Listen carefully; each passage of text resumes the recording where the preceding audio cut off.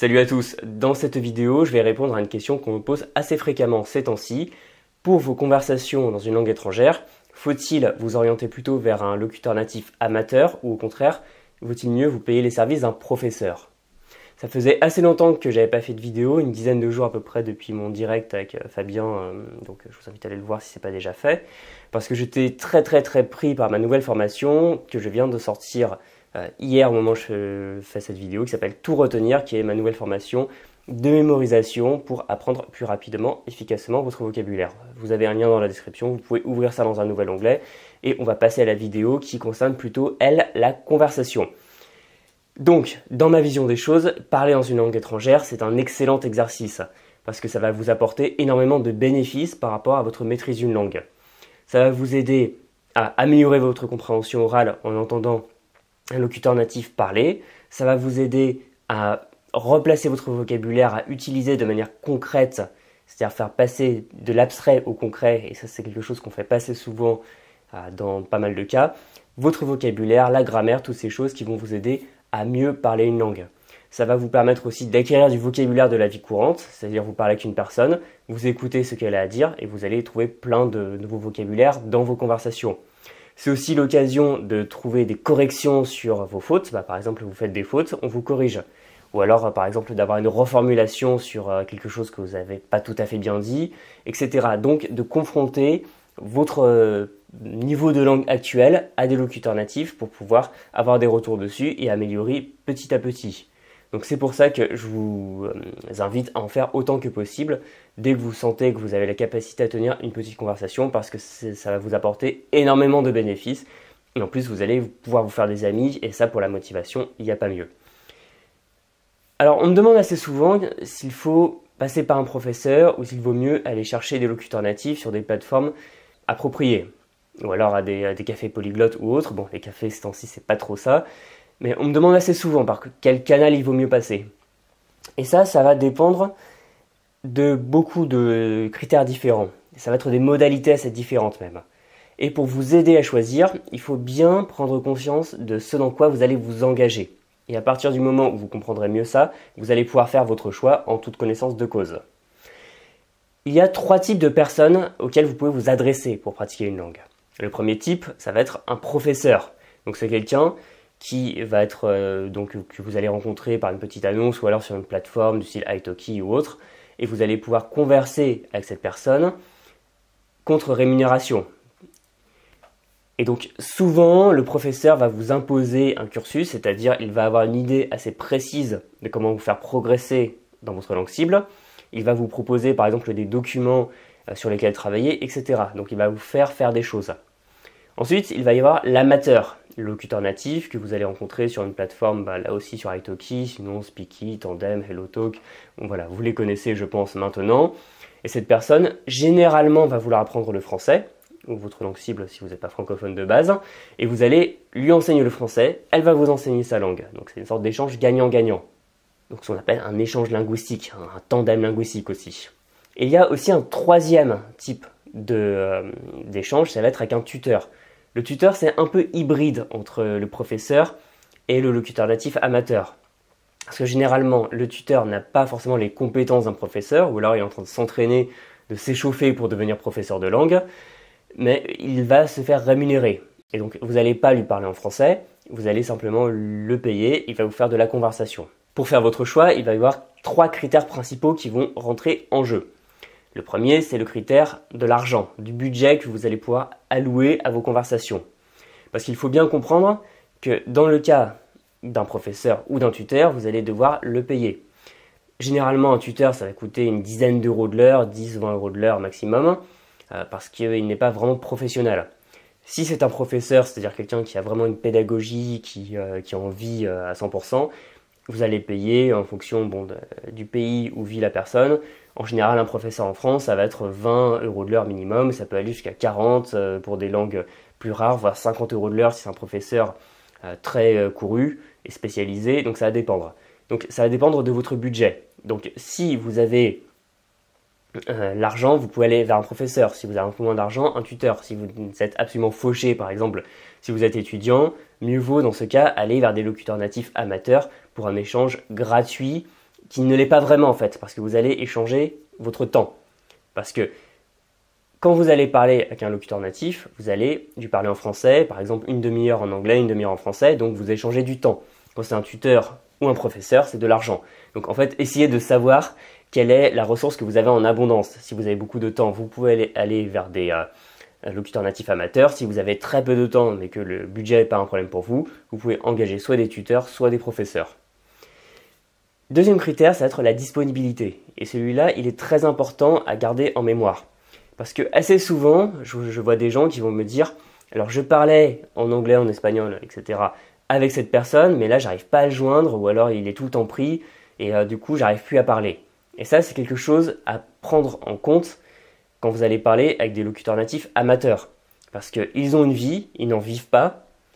Et donc, il peut arriver qu'ils n'aient pas le temps, pas l'envie, pas l'énergie, pour une raison X ou Y, de faire de la conversation avec vous. Par exemple, s'ils ont des examens, si ce sont des étudiants, attendez-vous à ce qu'ils disparaissent pendant 1 ou 2 semaines. A l'inverse, un tuteur et surtout un professeur va vivre de ses cours. Donc, eh bien, vous allez le payer et lui, il va faire en sorte de se rendre disponible parce que c'est son gagne-pain, tout simplement. Donc ça aussi, c'est très important parce que ne perdez pas de vue qu'un locuteur natif amateur peut, pendant un certain temps, ne pas être joignable. Et si vous comptez uniquement dessus pour faire de la conversation chaque semaine, eh bien, il peut arriver que vous ne puissiez pas faire de la conversation chaque semaine et donc perdre une possibilité de progression. Et donc, ça va ralentir vos progrès dans votre langue cible. Même si, petite parenthèse, vous pouvez profiter du confinement ces temps-ci parce que beaucoup de gens se retrouvent chez eux avec du temps à tuer et l'envie de se lancer dans de nouveaux projets. Donc, il y a pas mal de gens ces temps-ci qui sont plus disponibles pour faire de la conversation. Dans ce cas, si vous avez vraiment envie d'être sûr et certain chaque semaine ou plusieurs fois par semaine de parler avec quelqu'un, prenez plutôt les cours d'un professeur. Sinon, vous pouvez aller voir un locuteur natif, amateur, et si jamais il n'est pas disponible, vous pouvez aussi compléter ponctuellement avec des cours auprès d'un tuteur. Autre critère auquel on ne pense pas forcément sur la disponibilité, c'est ce que vous allez pouvoir donner à faire, si on veut, à la personne que vous avez en face de vous. Parce que si par exemple vous voulez faire corriger des textes, vous voulez demander un avis sur quelque chose, sur de la grammaire ou demander, je sais pas, des corrections sur un exercice, c'est quand même plus facile de le demander à un professeur parce qu'on n'a pas l'impression de surcharger un ami qui n'a pas que ça à faire. Donc si vous avez tendance à vouloir donner beaucoup de choses à faire à quelqu'un avec qui vous apprenez les langues, orientez-vous plutôt vers un professeur parce qu'un ami n'aura pas forcément le temps, à moins que vous ayez un engagement mutuel pour ça. On arrive au troisième point que je voulais aborder avec vous, c'est la pédagogie. Et ça, c'est peut-être le plus important de tous à garder en tête. Pourquoi ? Parce que je vois pas mal de gens qui sont déçus de leur conversation avec des locuteurs natifs, parce que quand ils demandent des conseils, quand ils demandent des explications à un locuteur natif, eh bien, ils n'en reçoivent pas. Ne perdez jamais de vue que ce n'est pas parce qu'une personne parle une langue comme langue maternelle qu'elle va savoir l'expliquer. Et c'est pour ça que les locuteurs natifs sont parfois les pires personnes pour expliquer leur langue, parce qu'ils l'ont beaucoup apprise de manière intuitive. Ils ne connaissent pas forcément les règles de grammaire, ne savent pas forcément comment prononcer certains sons, parce qu'ils ont appris à le faire naturellement et n'ont aucune idée de la mécanique derrière tout ça. Donc ne vous attendez pas à ce qu'un locuteur natif amateur soit un prof. Et j'ai souvent posé des questions à des locuteurs natifs et ils ont ouvert des grands yeux. Ils ne savaient même pas de quoi je parlais. Enfin, j'ai pu demander à des Finlandais comment est-ce qu'on dit tel truc à l'ilatif, qui est un cas du finnois. Et ils m'ont regardé avec des grands yeux et m'ont dit Mikael Lativion. Enfin, ce genre de réaction d'un locuteur natif qui ne va pas savoir de quoi vous parlez. Donc, si vous voulez plutôt des explications sur la grammaire, allez voir au moins un tuteur ou un professeur. Sauf peut-être dans le cas où, c'est la perle rare, votre ami locuteur natif a une bonne connaissance de l'apprentissage des langues, par exemple les polyglottes lui-même, et donc a appris plusieurs langues, et donc a eu besoin de se poser des questions, et a eu un certain recul, a développé une connaissance, une métaconnaissance si on veut des langues, et là va pouvoir vous expliquer des choses. Ou alors si c'est un étudiant en linguistique, un étudiant en langue, parfois ça peut arriver. Mais dans tous les cas, modérez vos attentes. Si vous parlez avec des amateurs, ils n'auront pas forcément le recul, la pédagogie, la clarté de vulgarisation d'un professeur. Donc la conclusion qu'on pourrait tirer ici, c'est que si on a l'argent, mieux vaut aller vers un professeur. Parce que le professeur, il est disponible quand vous pouvez le payer. Il va savoir vous expliquer des choses. Donc, a priori, ça semblerait être la meilleure solution. Bien, pas forcément. Je pense que ça va beaucoup dépendre aussi de votre personnalité. Parce que si vous aimez être aiguillé à quelqu'un qui vous fait un cursus, qui vous fait leçon 1, leçon 2, leçon 3, aujourd'hui on voit tel document, la fois suivante tu peux faire des exercices et on verra telle chose, dans ce cas, mieux vaut aller vers un professeur. Au contraire, si, comme moi par exemple, vous préférez faire les choses vraiment de manière indépendante, vraiment vous décidez de comment et quand vous apprenez une langue, dans ce cas, mieux vaut aller vers des amateurs ou à la rigueur un tuteur si vous avez peu de temps et que vous avez vraiment besoin à un moment précis de parler, parce que vous serez plus libre. Et aussi, un autre élément qui n'est pas forcément très bien connu, ça va être la déformation professionnelle du professeur. Je m'explique. Souvent, les professeurs ont tendance à avoir un souci de clarté, qui est important pour enseigner une langue, mais à tel point que bien souvent, ils vont non seulement vous imposer des choses, ça peut arriver parce qu'ils ont un cursus, des exercices à faire, donc ça, vous n'avez pas forcément envie, mais aussi, souvent, les professeurs ont tendance à parler de manière très claire, très posée, avec un vocabulaire plutôt soutenu, pour vous donner une bonne langue. Et ça, c'est bien, parce que ça va vous aider dans un premier temps à comprendre, mais ça peut vous enfermer dans une bulle pédagogique, si on veut, parce que les profs parlent comme des profs. Alors que quand vous allez dans le pays, vous allez remarquer que la plupart des gens ne parlent pas comme vos profs. Et ça peut vraiment vous mettre un handicap au niveau de la compréhension. C'est pour ça que je vous invite, même si vous parlez avec un professeur régulièrement, à aller quand même trouver des locuteurs natifs amateurs, parce qu'avec eux, vous allez pouvoir travailler une langue qui va être moins châtiée, ils vont peut-être moins articuler, ils vont parler plus une langue de la vie quotidienne, et ça, c'est vraiment très important. C'est pour ça que je ne vous recommande pas forcément d'aller voir un professeur. Ça va dépendre de votre budget, des disponibilités de chacun, et aussi de ce que vous attendez de la relation avec un locuteur natif. Et pour ça, je vous invite éventuellement à mélanger les trois ou les deux, et surtout ne pas perdre de vue que les locuteurs natifs, même s'ils ne peuvent pas toujours expliquer leur langue, ils ont un ingrédient qu'on ne trouve pas forcément auprès d'un professeur, c'est le côté relationnel, c'est-à-dire se faire des amis. Parce que moi, il y a des gens avec qui je parle des langues depuis des années, et bien c'est des amis depuis des années. Je les vois quand ils viennent en France, je les vois quand je vais dans leur pays. Et ça, c'est des relations très fortes qui se nouent et qu'on ne peut pas forcément avoir avec un professeur. Voilà, en tout cas, il n'y a pas de meilleure option qu'une autre, ça va vraiment dépendre de vos attentes, de vos objectifs, et j'espère que cette vidéo vous aura aidé à clarifier votre position là-dessus.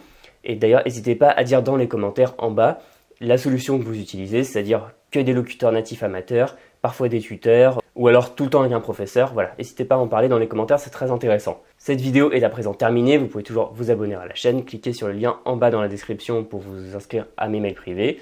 Pour terminer, un petit mot sur ma nouvelle formation qui s'appelle Tout retenir, qui est donc une nouvelle formation en mémorisation qui va vous aider à développer un des éléments les plus importants pour retenir le vocabulaire de n'importe quelle langue, c'est la capacité à mémoriser, c'est-à-dire pour l'écriture, les mots, les expressions, même la grammaire, on peut tout mémoriser une fois qu'on sait comment faire, et surtout arriver à rendre le vocabulaire transparent, c'est-à-dire ce changement de paramètre un peu, où les mots vous semblaient abstraits, bizarres, vous n'arriviez pas à savoir quelle syllabe venait après quelle syllabe, et au contraire en faire des mots faciles à assimiler, et surtout, arriver à vous en souvenir pendant des années et pas les oublier au bout de 2 semaines et arriver à les ressortir vraiment quand vous en avez besoin et pas juste sur une appli ou pas juste dans un manuel, mais même par exemple si vous devez demander votre chemin dans une gare alors que vous êtes sur le point de rater un train. Voilà, en tout cas, c'est disponible cette semaine avec une grosse réduction. Vous cliquez sur le lien qui est dans la description. Et d'ailleurs, si vous vous inscrivez avant ce jeudi 23 avril à minuit, vous recevrez en plus en cadeau mon ancienne formation sur le vocabulaire qui s'appelle Vocabulaire Express. Donc voilà, je vous l'offre en tout cas si vous décidez de passer à l'action maintenant. J'en dis pas plus et on se voit très bientôt dans une prochaine vidéo. Salut!